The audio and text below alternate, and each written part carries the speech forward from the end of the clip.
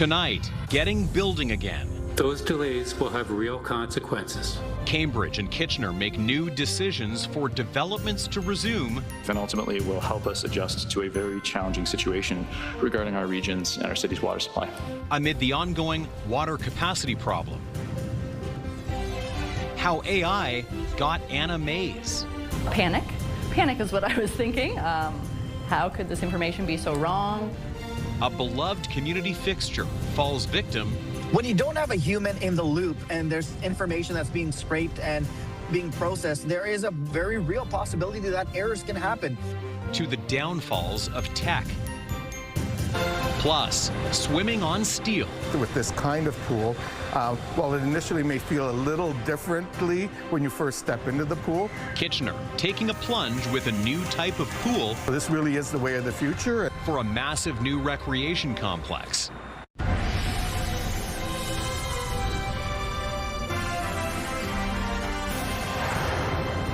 Good evening. We're getting a clearer picture of how development will return to parts of Waterloo Region affected by the water capacity problem. Cambridge has approved its new policy for future water allocation.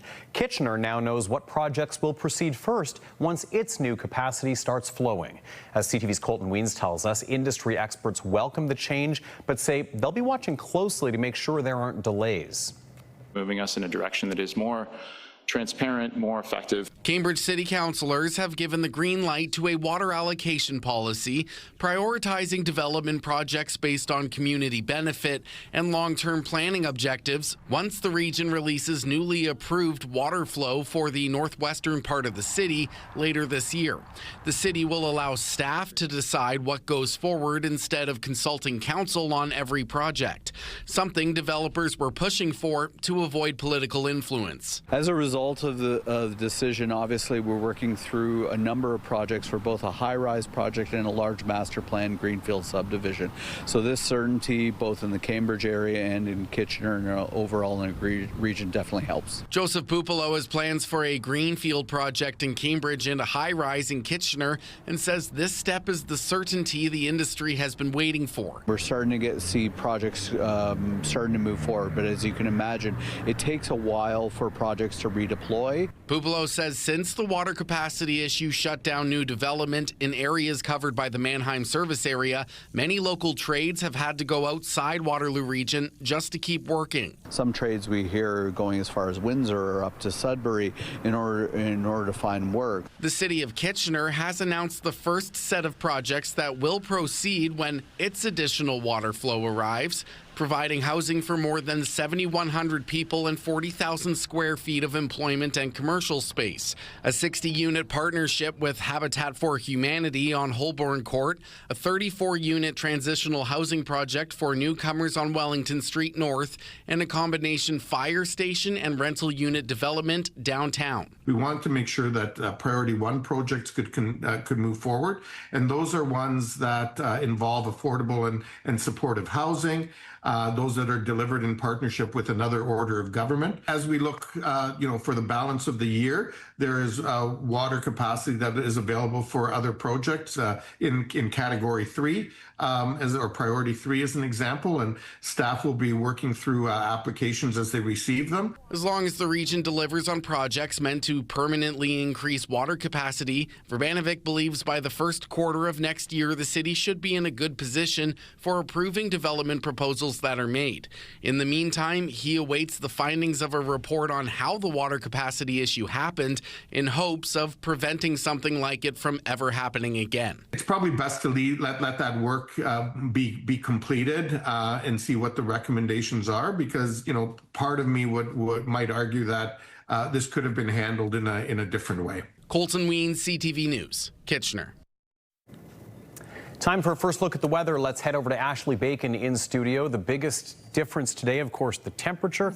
I was thinking about you as I was taking a walk today because I thought I call this a fresh summer day. I'll bet you Ash calls this a sweater day. Oh, was it ever a sweater day, Tony? In fact, I almost threw a light jacket on top of my sweater first thing this morning. But you know what? It was refreshing. And I think a lot of people welcoming this change in the air, because not only is it clear to breathe, but the sun was back out, even though it was a little bit chillier than we're used to feeling this time of year. And as we take a look at our radar behind me, yesterday, if you remember, we had so much activity all around southwestern Ontario, but right now we're seeing nothing but clear skies, and we're expecting that to remain in effect at least for the next 24 hours. As we get into what's happening right now, it's 19 degrees out there, so just below what we peaked at 20 today. There is a nice wind, a westerly wind at 30 kilometers an hour, so it is feeling a little cooler with that wind, but right now 19, and as we look at around southern Ontario,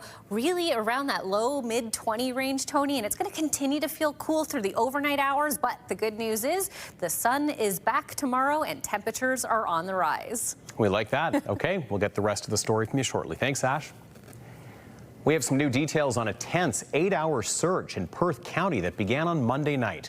A 2-year-old boy went missing near Listowel and was found safe in a cornfield early Tuesday morning. CTV's Scott Miller tells us what was involved in that search.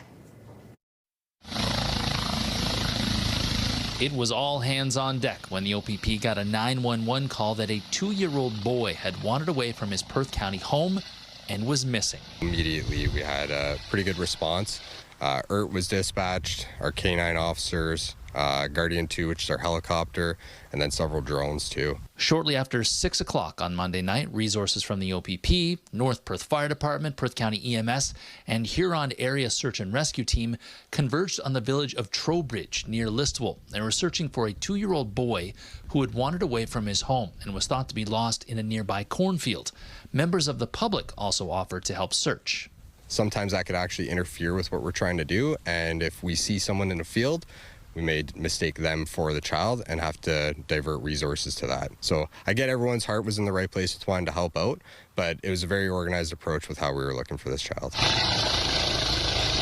Despite all the technology at play and eyes in the sky looking for this missing child, it ended up being simply boots on the ground, making the discovery. So one of our ERT members and K9 members, during their search through the cornfield, they came upon him. That was 2 a.m., alleviating the mounting stress for the boy's family and searchers. After 8 hours of searching for this child, when we got the radio call that he was located, there was just a huge sense of relief. The boy was quickly checked over by paramedics and returned to his family, scared but safe. This is definitely showing how the OPP has a lot of resources available, and thankfully there was a successful outcome with this.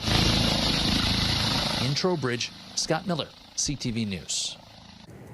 In Toronto, 7 current and former police officers accused in Project South appeared virtually in court this afternoon. The appearances came one day after another former officer pled guilty, Constable Derek McCormick, who retired last month. Documents show he pled guilty to 1 count of breach of trust and 1 count of stealing a phone. That phone, investigators have said, was for providing another accused officer, Timothy Barnhard, with a so-called burner phone. Barnhard is accused of providing addresses and details to another man, Brian DaCosta, who passed them on to a group of hitmen and gunmen for hire, who allegedly shot up Toronto area homes and even tried to murder a manager at the Toronto South Detention Centre. While McCormick pleaded guilty to 2 charges, the allegations against the other officers have yet to be tested in court. 2 men have been charged in connection with a human trafficking investigation dubbed Project Mermaid. 42-year-old Marcos Ariel Marinoni and 30-year-old Carlos Gutierrez are facing a combined 16 charges. Peel Regional Police say the investigation, in partnership with the OPP and Correctional Service of Canada, was launched last November, following allegations that a female victim was being trafficked and sexually exploited in the GTA. Investigators also allege one of the accused used an unauthorized cell phone in prison to communicate with and manipulate the victim. It's important to know the signs of human trafficking looks like. If you go to our website, we do have a list of indicators. They are, some of the indicators are vulnerable. They prey on vulnerable victims, whether it's people new to the country, Indigenous, people with disabilities, people who are addicted to drugs are targeted. Lately, we've seen an increase in the last 4 or 5 years of social media. People engaging, traffickers engaging victims through social media. Police say the accused are associated with the MS-13 street gang, and they believe there may be more victims. Ontario's College of Physicians and Surgeons has suspended the license of a doctor at the Hospital for Sick Children, who was recently arrested on charges related to child sexual abuse and exploitation material. 44-year-old Dylan Disanaika is charged with both accessing and possessing child sexual abuse and exploitation material. He's no longer permitted to practice medicine, with the college imposing the suspension yesterday. Investigators say there's no evidence that the material linked to the charges against him is related to his work as a physician. As part of his bail conditions, he's banned from being alone with any minors aside from his children. New statistics are painting a picture of crime across Canada, and they show that numbers are down. The Crime Severity Index measures not just how much crime's happening, but also how serious the offenses are. Here's CTV's Adrian Gobriel now with some key takeaways. A visceral reaction to violent videos. People are not feeling safe. A lot of people are nervous. While some may feel that crime is increasing across the country, the latest report from Statistics Canada shares that the Non-Violent Crime Severity Index nationwide decreased more than 5% in 2025, and violent crime across Canada dropped a little more than 4%. That's the second decrease after several years of increase. The Crime Severity Index is relative to the population and the severity of the police-reported incident. Since 2015, the national rate has increased. That changed in 2024. Almost every province and territory saw a decrease, with the exception of New Brunswick and Nunavut. Those scenes like this, caught on camera and shared widely, has many Canadians feeling vulnerable. The numbers are what the numbers are, but I think it's what people feel inside that gives them comfort or gives them concern. People feel unsafe. Former Toronto Police Homicide Detective Mark Mendelson believes that the proliferation of violent incidents shared on social media is in part skewing public perception. Things like Instagram and Facebook and TikTok, people view that and they make their assessments based on what they're seeing on social media. The former Toronto police officer also believes that the national per capita data doesn't always give a clear picture of what's taking place in a specific city or community. We've seen the equal number of murders that take place in Nunavut over the course of 36 hours in Toronto. One crime that did increase in 2025, shoplifting under $5,000, spiked 11%. We see marauding people going into liquor stores with the hockey bags and just loading up and walking out the door. While most categories are decreasing, Statistics Canada says a 2-year dip is still too small of a sample size to proclaim that crime is going down across the country. StatsCan analysts tell us that they'll need to see 5 consecutive years of crime stats going down before they can confidently say that the country is heading in a sustained, safer direction. Adrian Gobriel, CTV News, Toronto. The Ministry of Natural Resources says 173 wildfires continue to burn in northern Ontario. Most of the fires have burned in the last 10 days, and they have forced more than 1,800 people from their homes. 12 of the 13 evacuated communities are First Nations. Yesterday, First Nations leaders called for a public inquiry into Ontario's wildfire response, accusing the province of leaving communities to fend for themselves. Premier Doug Ford says his government has done everything it can to respond to the wildfires. And as those fires continue to burn, organizations hundreds of kilometers away are jumping into action to help. Global Medic is teaming up with Muslim Welfare Canada to buy mobile fire suppression equipment. CTV's John Musselman brings us those details. At this Global Medic warehouse in Etobicoke, teams are mobilizing to send these portable firefighting devices to communities in northwestern Ontario. They can be deployed on the back of pickup trucks and could be used to put out small spot fires that spread from the embers of the larger fires. It's a 1,000-liter tank. It's mounted on a welded aluminum skid. There's a pump and hose, and it turns any pickup truck, and you can imagine how many pickup trucks are in this region, into a fire truck. And what we've been doing is we've been working feverishly to get these units out into the hands of the smaller volunteer departments that lack equipment, to get more firefighters out deployed onto the fire. With a unit like this, you can get closer to the fire, you can deploy more of your people, and you can get the fires out. More than a dozen of these units are being shipped to Thunder Bay, and additional units are coming from Edmonton. The wildfires in northwestern Ontario continue to burn. More than 50 fires are listed as out of control. 13 communities have been evacuated, displacing more than 1,800 people. So it's terrible, right? Officials with Muslim Welfare Canada have partnered with Global Medic, providing equipment and money, more than $65,000 to assist in this effort. Our neighbors are our first priority. So that's why we saw there is a, like, come to our knowledge, it's a huge need over there. So that's why we want to go over front line and do the help to the people those are suffering over there. Yesterday, First Nation leaders called for a public inquiry into the province's response to the wildfires, claiming it was too slow and there was a lack of coordination and communication. Earlier this week, Premier Ford told reporters the province is doing everything it can to help. Ford says he's also calling on the federal government to come up with a national fire strategy. John Musselman, CTV News.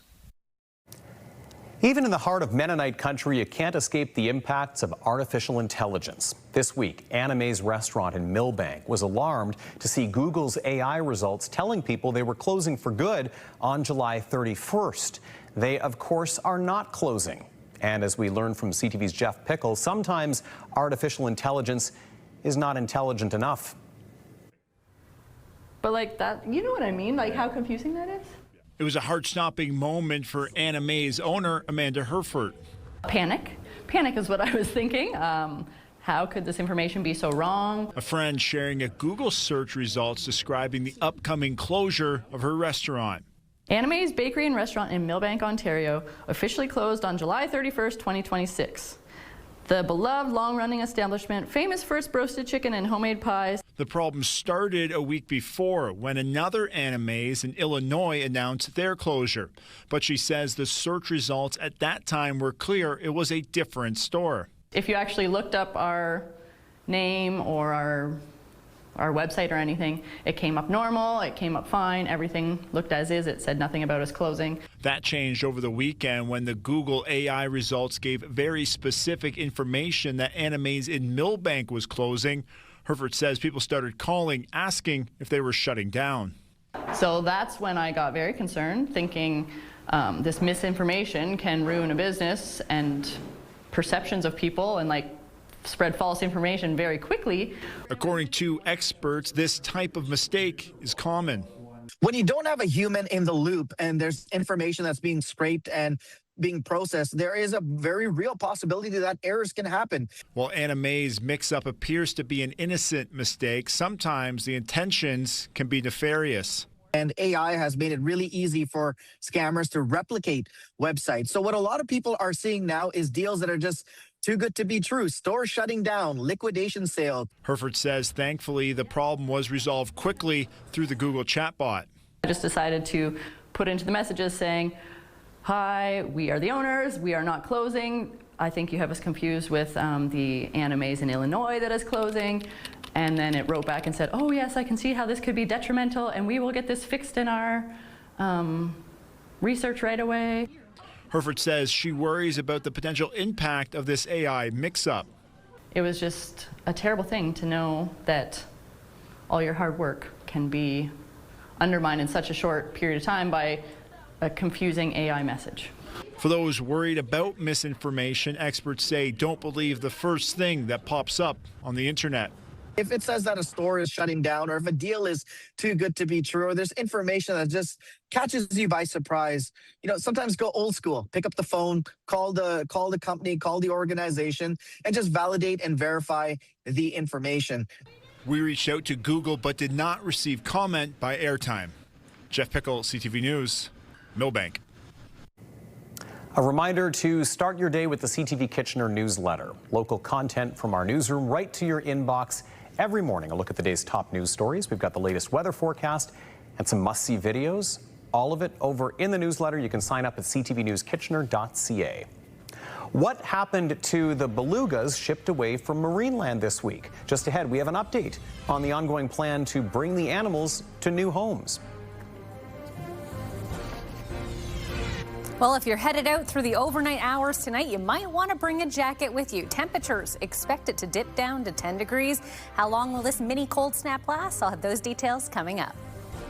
Download the CTV News app and stay on top of local stories as they unfold. We go to a dramatic scene unfolding. Customize your feed and watch live wherever you are. ctvkitchener.ca, your home for news. When you see it happen, send it to CTV News. Text 10400. From your screen to ours. Text 10400.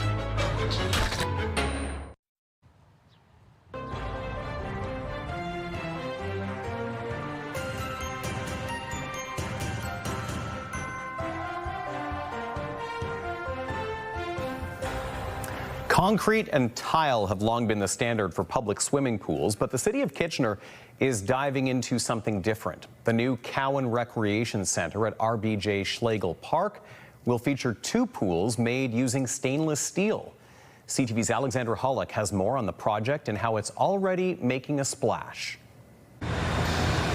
Sunlight dances across the surface of these new swimming pools, their shine bolstered by a metallic material. First stainless steel pool in the City of Kitchener. The Cowan Recreation Centre will feature an 8-lane, 25-meter pool alongside a program pool for aquatic activities. That will actually allow us to have 48,000 more swim class spots for residents of City of Kitchener and beyond. It's a first for the city and the region of Waterloo. The durable design is a dive into uncharted waters. It initially may feel a little differently when you first step into the pool. Overall, it provides for a better user experience and, as I said, less downtime. It's actually the more sustainable choice. Now that the pools are filled, the city says maintenance will be minimal, which in turn will use less water and boost environmental benefits.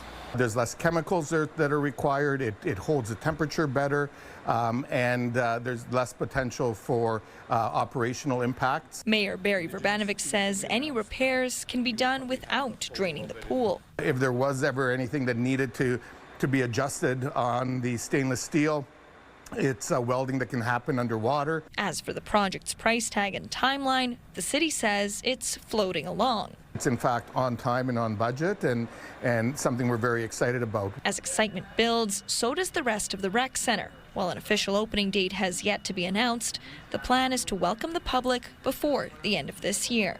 Alexandra Hollick, CTV News, Kitchener.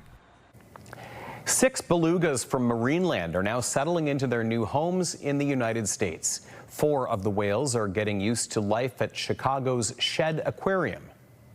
It's really hard to say what that initial time is going to look like as they acclimate.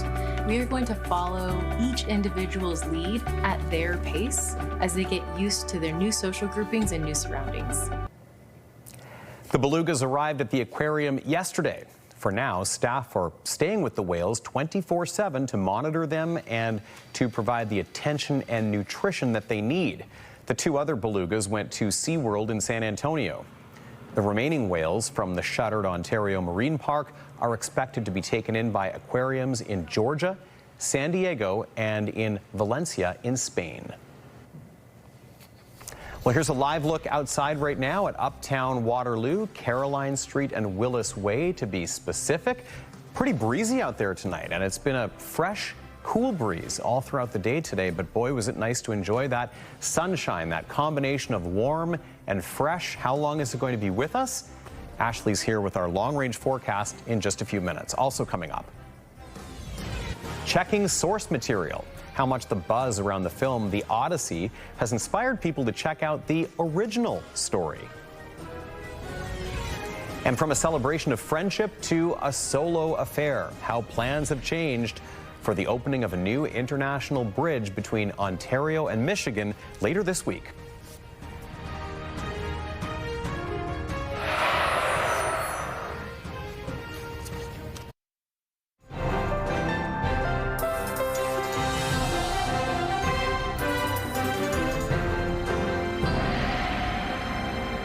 Ashley is here with our weather forecast on this Wednesday, a Wednesday where we really felt a shift in the temperature. Boy, I got to tell you, I love it because it's that combination of the sun feeling warm on your face, and then you get that kind of natural air conditioning with the breeze. And it was almost chilly last night, actually, when I got home from work. I believe it. And tonight we might see similar conditions. So as I mentioned before the break there, if you are headed out, it's probably not a bad idea to keep a light sweater with you, especially if you're someone who feels the cold. Or early in the morning or late in the evening. Did I hear we might get down into single digits in some areas tonight? That is a potential. Some areas saw 9 degrees last night. So it is a little chillier than what we would like to see. But I think for sleeping conditions, you can't ask for anything better in the middle of July. It's beautiful. It's just a bit of a wake-up call in the middle of July, but it is nice to be able to give that AC a break and feel some fresh, cool air moving in. Absolutely. And you know where's a great place to be in this kind of weather? Uptown Waterloo. Uptown Waterloo is always a great place to be. I agree with you. I mean, come on. It is pretty much perfect conditions to get out there, maybe go for a little bike ride around Waterloo Park. Look at the sky there, Tony. Not a single cloud. And the great news is we are expecting pretty clear skies to continue through the overnight and into your Thursday and Friday. I hope you've had a wonderful Wednesday. It has been a little bit chillier, but as Tony mentioned, once that sun came out this afternoon, I mean, it was out the whole time, but once it really hit peak hours around 1-2 p.m., things started to heat up, and it's gorgeous out there. Now, as I mentioned, clear skies continuing through the overnight into your Thursday. A great afternoon ahead for Thursday and as well for your Friday. So we had such a turbulent week last week, first with the heat and then with the smoke. This is a really nice break, and hopefully everyone who had to maybe cancel plans last week can get out and enjoy them this week. As we take a look at what's happening across the country, it is a gorgeous day on the West Coast. Mainly sunny conditions, 32 right now in Prince George, 20 up in Whitehorse, 29 in Vancouver. On the other side of the Rockies, just as lovely, 29 in Calgary and Fort McMurray, 27 in Edmonton. Pushing through the Prairie provinces, not bad, 28 in Saskatoon, 26 in Thompson, up in Iqaluit, 16 with a mix of sun and cloud. And as we move further east, things start to cool off a little bit. 17 in Ottawa, 18 in Montreal, Quebec City, 21 right now. And even further east, things not as sunny on the east coast. A little bit of rain in Halifax as well as Corner Brook. Temperatures hovering around the high teens, early 20s. But as we look to what's happening locally, 19 right out there in Waterloo Region, so it's not too bad. Around that low 20 range for most of southwestern Ontario. It's a really nice, comfortable evening out and about. Here it is, Tony, 10 degrees, the expected overnight low. So not single digit. I mean, that could definitely happen, especially with skies expected to clear through the around midnight. We could see temperatures potentially hover around that 9-degree mark. We'll keep an eye on it, but accompanied with a northwest wind of around 20 kilometers an hour. Tomorrow, though, things getting a little bit back to normal. 23, the expected high. So still a little bit under normal for this time of year, but a little bit warmer than what we felt today. UV index supposed to be about 7, which is still considered high. So if you're checking out the Kitchener Panthers game tomorrow night, make sure you wear a hat and some sunscreen. It's still going to be sunny. Just as a reminder, we should be at 26 for this time of year. So 20 today, obviously a little bit lower, nowhere near a record that was set back in 1955 at 35.6, but I'm sure we'll have plenty of hot days ahead. So let's get into it and enjoy it while we can, because it is refreshing. And this is our 7-day forecast starting in Waterloo Region. Things heating back up to normal where they should be by Friday, and 26 with a chance for showers come Saturday. In Lambton, Kent, Essex, a beautiful remainder of the week ahead. 25 and sunny tomorrow, 27 and sunny for your Friday, and a slight chance for showers on Saturday. I still think Saturday is going to turn out to be a pretty nice day. In southern Georgian Bay, a lovely Thursday ahead. 22 and sunny, 25 and sunny for your Friday, and 25 again with a slight chance for showers on your Saturday. Let's take a look at today's Weather Watcher picture sent in from Adam. Tony, I think you'll like this one. Love it. It's of his cat Colby watching a bunny from his window as the storms rolled through.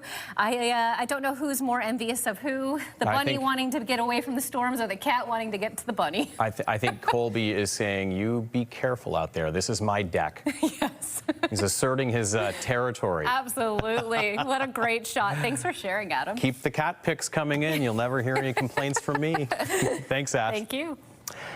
Well, U.S. President Trump's tariff policy is under scrutiny, with a key architect of the plan, Trade Representative Jamieson Greer, testifying in front of a Senate committee. CTV's Judy Trinh tells us how he was grilled and how this plays into current trade tensions.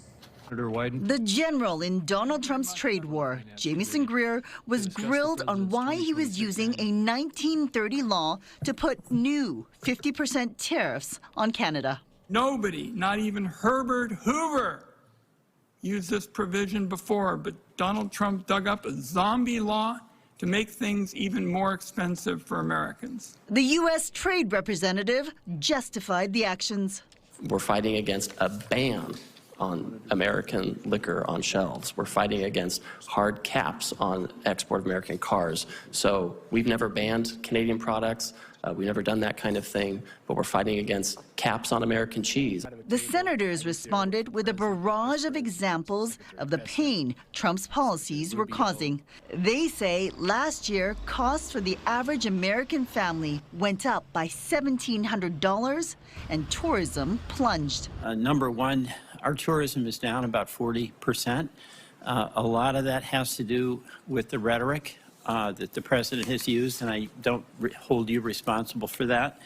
But the 51st state, the governor of Canada, that rhetoric has really inhibited Canadians from coming down. There's concern the White House has crossed the line with these new tariffs that impact an additional $28 billion worth of Canadian exports. How are you approaching the risk of retaliatory tariffs from Canada? I talked with my Canadian counterpart yesterday. They did not say they're going to retaliate. The Trump administration continues to exempt Canadian energy from tariffs.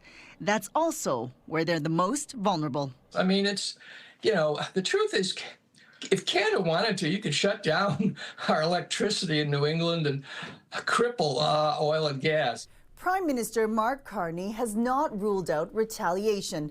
The government is considering targeted action, especially in Republican states where seats are up for grabs in this year's U.S. midterm elections.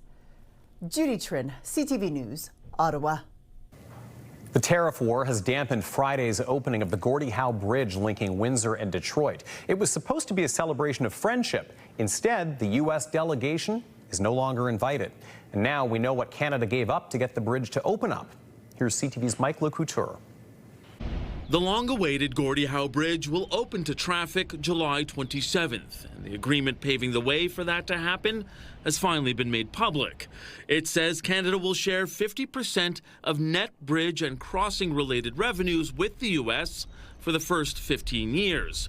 It also notes net bridge and crossing-related revenues is all revenues collected with respect to the bridge, less all incurred operating costs of the bridge. But that contradicts what Prime Minister Mark Carney told CTV Calgary 10 days ago. We are sharing after Canada is paid back. Carney attempted to clarify things a few days later. Splitting of tolls, any sharing of the toll revenue won't happen until all of the debt is repaid. The 2012 deal would have seen Canada collect 100% of toll revenues until the country recouped the $6.4 billion in building costs.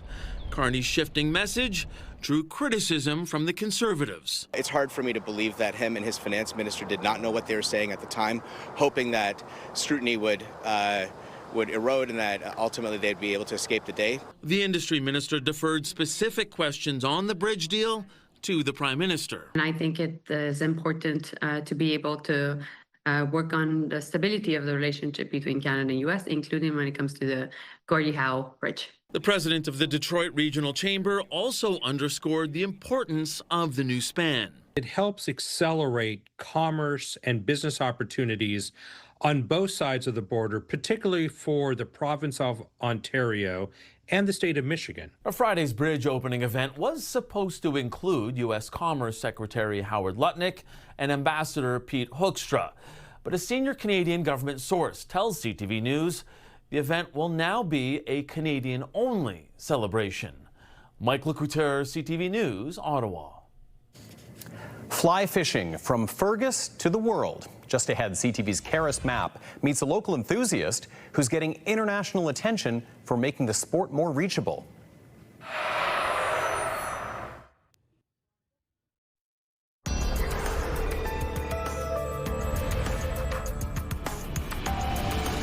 A fly fishing shop owner from Fergus is getting national recognition for promoting the niche market. Scott Hall launched his own rod company 3 years ago and now holds the title as the first Canadian to be featured in a prestigious publication for the sport. CTV's Karis Mapp has the story. When he's not working at his Fergus fly fishing shop, Scott Hall can often be found casting along the Grand River. Hall and his wife Tanya have owned and operated Grand River Outfitting for more than a decade now. Basically, in the last 12 years that we've had our company, Grand River Outfitting, we have carried everybody else's rods, and mostly all of those rods are usually American owned. And I thought, you know what, why isn't there a Canadian fly rod company doing this? 3 years ago, he launched his own line of affordable rods, raising the bar and the blank. It's not just a basic rod. It has 24-ton carbon graphite. It has graphene in it. It's a very special rod. So those price points, you're getting a quality rod for the price. In a world that is dominated in North America and worldwide by some very iconic brands, a lot of US-based and fantastic brands that we sell here, I thought it was really unique to offer a product that's been tested, developed here on our home waters. It was the surprise of a lifetime when Fly Fusion magazine contacted Hall inquiring about the rods. I've always been a big fan of Fly Fusion. It was a magazine that I got a subscription to years and years ago. Only a handful of companies get featured each year in the magazine's Ultimate Rod Review. We'll actually take each rod and put it through the ringer and then take it out on the water and bend it, sometimes break them. And when we break them, we don't review those. But Hall's rods had them hooked. I was excited about the look and feel. And the experience I had on the water with it. This one just felt right. It just felt good in my hands. It cast really well. I'm absolutely shocked, yeah, and humbled, really, because if you look in there, you have all the big names, Winston, Sage, Redington, Orvis, and you have little Hall Rod Company. This is the rod right here that got the feature in Fly Fusion. It's one of many by Hall Rod Company that are all designed and engineered right here in Canada. While the magazine's roots are in Canada, it reels in readers from around the world. And Hall Rods was the first Canadian company to get the recognition. Karis Mapp, CTV News, Fergus. Okay, recapping our top stories now with Leanne Evans in studio, learning a little bit more now about plans to get development going again as the region deals with that water capacity problem. Yeah, that's right. Cambridge has approved its new policy for future water allocation, prioritizing development projects based on community benefit and long-term planning objectives. The city will also allow staff to decide what goes forward instead of consulting council on every project. Kitchener, meanwhile, has announced the first set of projects that will proceed when its additional water flow arrives, providing housing for more than 7,100 people and 40,000 square feet of employment and commercial space. Anna May's Bakery and Restaurant says it's not closing despite what AI search results were telling people. The confusion appears to have started when another Anna May's in Illinois announced its closure the week before. Experts say this type of mistake is common and warn people not to believe the first thing that pops up on the internet. Certainly is a cautionary tale. Thank you, Leanne. And looking at what our digital team's working on, an investigation where an odd clue helped police to make an arrest. It was actually a fast food receipt that was found in a stolen vehicle in Hamilton that led to a 16-year-old being arrested. It happened in the King Street East and Highway 8 area Tuesday morning. You can read more about how police used the receipt to track the teen down by scanning the QR code, downloading the CTV News app, or going to CTV News Kitchener. Tony. Lots of intriguing stories over on our website. That's just one of them. Okay, Leanne, thanks so much. Appreciate it. Thank you. Well, a Brampton couple is celebrating after one man's Mother's Day gift to his wife led to a big payday. Wills brought his wife Audrey a Lotto Max ticket, which turned out to be the winning ticket for a $70 million jackpot. The pair say they've already made some plans for the money, including a kitchen renovation and purchasing a vacation home in Jamaica. The winning ticket was purchased at the Canco one-stop gas station on Steeles Avenue in Brampton. A summertime slump for a team that went the distance. Just ahead, the struggling Toronto Blue Jays looking to get back on track after a major drop in the standings.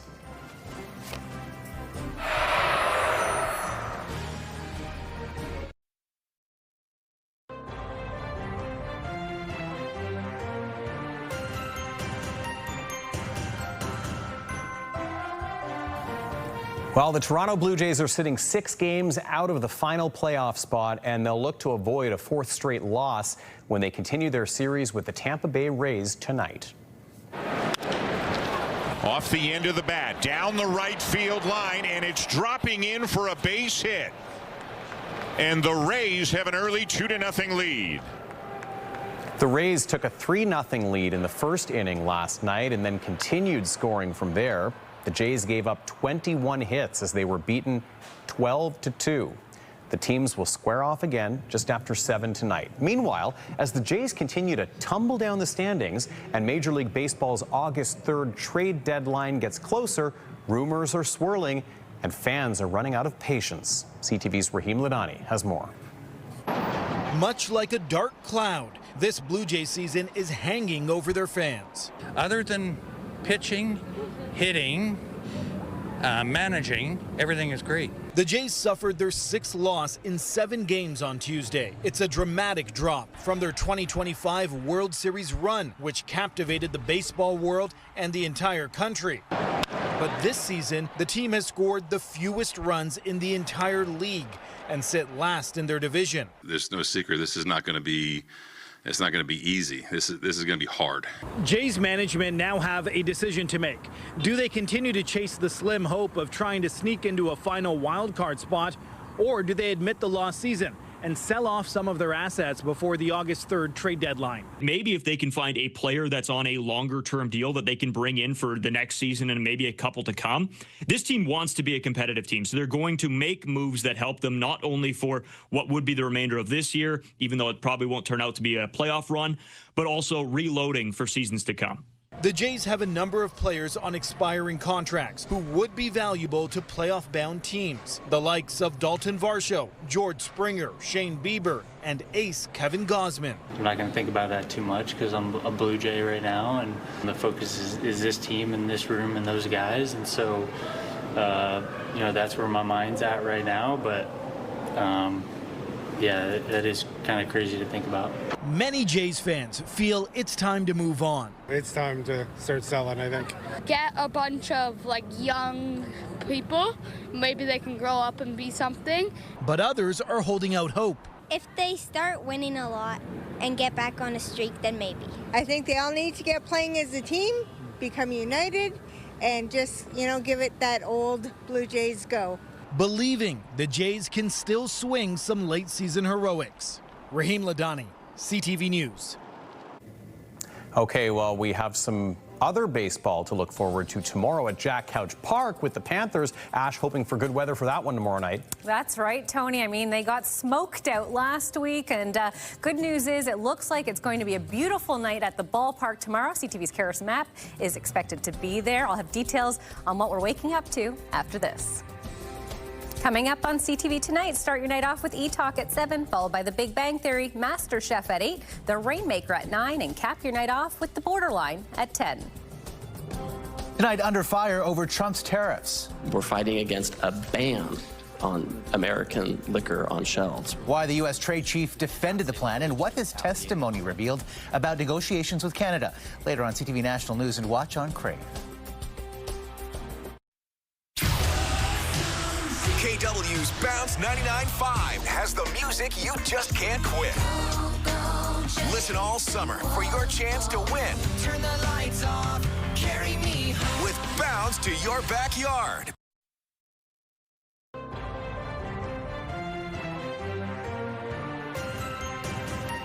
All right, wake up weather time. Tomorrow's Thursday, getting closer to the weekend and looking pretty good, actually. Not bad. It looks like it's going to be a little bit warmer than today. Nice clear skies. Like we said, perfect to get out to a baseball game in the afternoon. And check that out, Tony, by 10 a.m. already 18. So a little bit of a fresh start tomorrow. So I might have to put that hoodie back on for one more morning walk. But overall, beautiful conditions and just getting better as we get into Friday. Sweater weather for Ashley Bacon. Yeah. I knew it. I knew it. Well, finally for us tonight, it seems there is some new interest in an ancient tale. If the box office excitement around the Odyssey has inspired you to check out the source material, you're not far from alone. We won the war.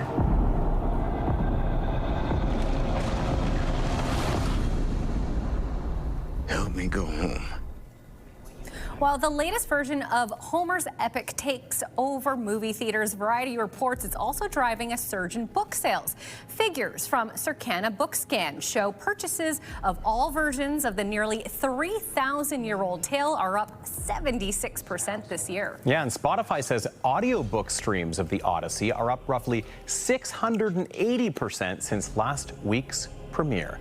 Incredible. That's kind of cool. Very incredible. I've got to admit, my classic literature knowledge really only goes back as far as Shakespeare, but if we're talking in practical terms, things that I could read without Cole's notes, Mary Shelley's Frankenstein. Fair enough. I mean, the Odyssey has had so many adaptations over the years. I mean, if you don't want to deep dive into the original source material, there's a great movie out there. I mean, it is the classic piece of literature, though, so I think at some point in my life, I'm going to have to figure out what it's all about. Absolutely. It's an investment, though, I hear, in time. It's a long read, but it's worth it. And lots of people seeing it in film form now, too. Yes.